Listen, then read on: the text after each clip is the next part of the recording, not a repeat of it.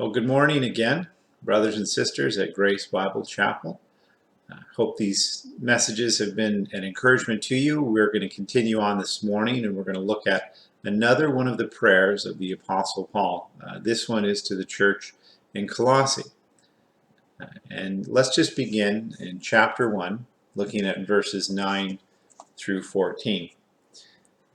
And so, from the day we heard, we have not ceased to pray for you, asking that you may be filled with the knowledge of his will in all spiritual wisdom and understanding, so as to walk in a manner worthy of the Lord, fully pleasing to him, bearing fruit in every good work and increasing in the knowledge of God, being strengthened with all power according to his glorious might, for all endurance and patience with joy, giving thanks to the Father who has qualified you to share in the inheritance of the saints in light. He has delivered us from the dominion of darkness and transferred us to the kingdom of his beloved Son, in whom we have redemption, the forgiveness of sins. So here we have another one of the prayers of the Apostle Paul. And we begin to notice themes as we look at these, don't we? We see again, the Apostle Paul is not interested in the particular circumstances of the individual saints. Those are not his priorities. Those are not the things that he is praying for. His great desire for them is that they be filled with the knowledge of God. And in that term being filled, he's used that a number of times. In Philippians, he prayed that they would be filled with the fruit of righteousness. In Ephesians, he prayed that they would be filled with all the fullness of God. And here we read that the Apostle Paul's prayer for the church in Colossae is that they be filled with the knowledge of his will. Yeah, and that's interesting language, isn't it? To be filled with something. Why do you think that he says that or uses that term? You know, I think we can illustrate in this way. So I've got a glass of water here. And Joe, you'll be happy to know I was able to get this on my own. I didn't need any help or assistance. But we see that the cup is filled with water.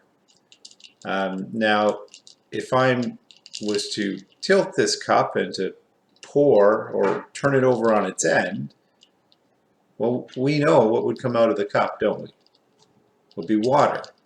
Why is that? Dumb question, I know. It's because there's water in the cup. Whatever is in the vessel comes out of the vessel. And I think the Apostle Paul illustrates the point here so very well that what we are filled with is what will flow out of us. And so his desire for us is that we be filled with the knowledge of God, with the knowledge of his will, that we be filled with all the fullness of him and his righteousness and all that he is, so that it would then in turn flow out of us. You know, we read the term there where he says, why? Why do you need to be filled with the knowledge of his will and all spiritual wisdom and understanding?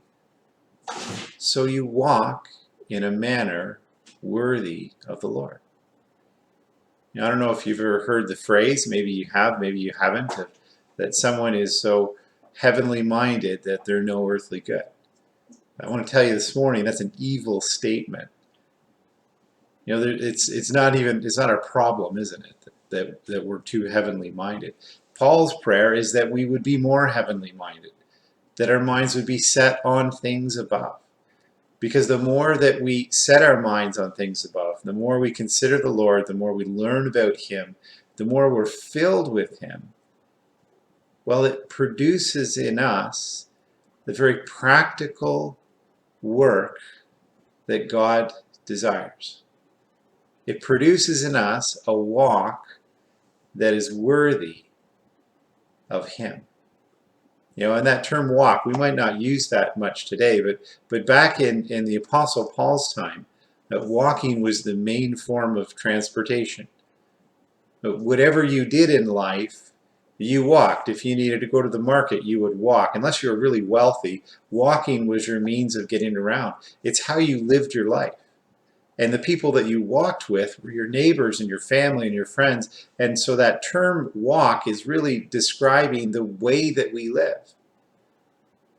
And so the Apostle Paul is saying when we're filled with these things, the way that we live will reflect it.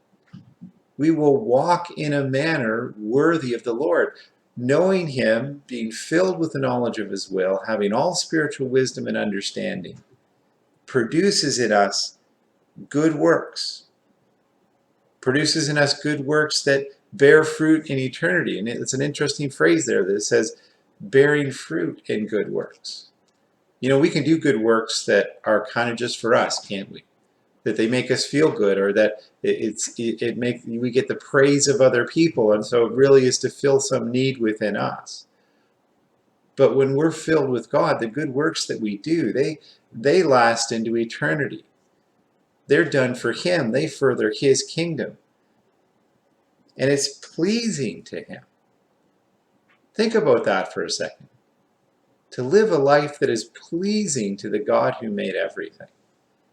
And that's His desire for us. It also produces in us endurance and patience and joy. You know, this message out there that sometimes we hear that if you do what God wants you to do, He's going to bless you and make everything great for you.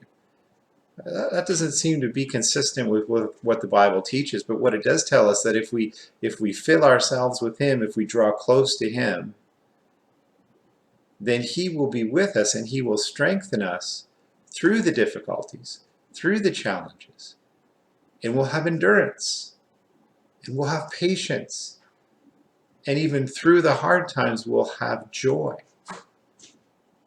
And it also produces in us thankfulness.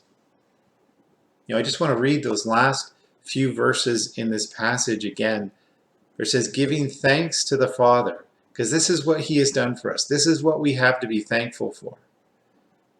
This is the most amazing thing that God has done for us,